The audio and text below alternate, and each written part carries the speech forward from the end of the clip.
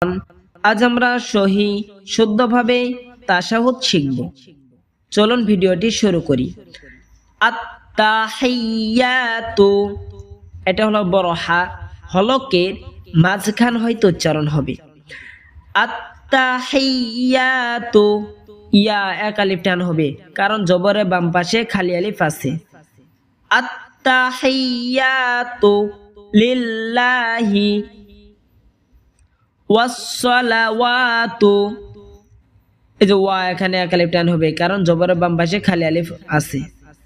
ওয়াসসালাওয়াতু ওয়াত্তাইয়িবাতু ওয়াত্তাইয়িবাতু,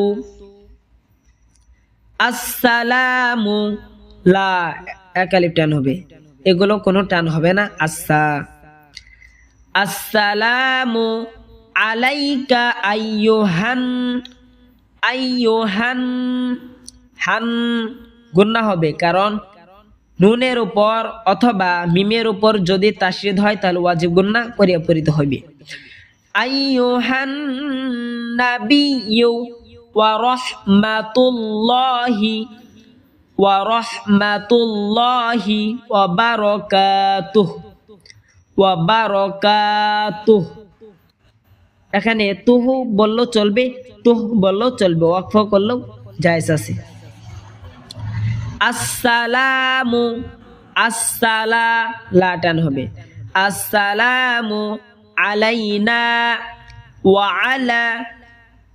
আলা ইবাদিল্লাহিস সালিহিন, ওয়া আলা ইবাদিল্লাহিস সালিহিন। আশহাদু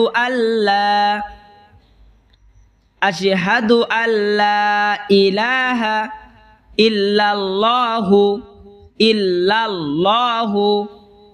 ওয়া আশহাদু, অনেকে বলে ওয়া আশহাদু, হবে কি ওয়া আশহাদু আন্না মুহাম্মাদান আবদুহু ওয়া রাসূলুহু।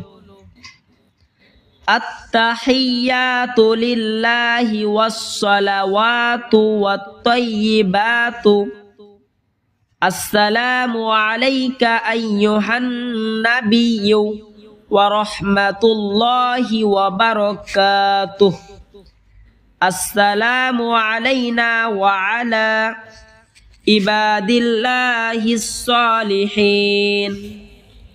আশহাদু আল্লা ইলাহা ইল্লাল্লাহু ওয়া আশহাদু আন্না মুহাম্মাদান আবদুহু ওয়া রাসূলুহু।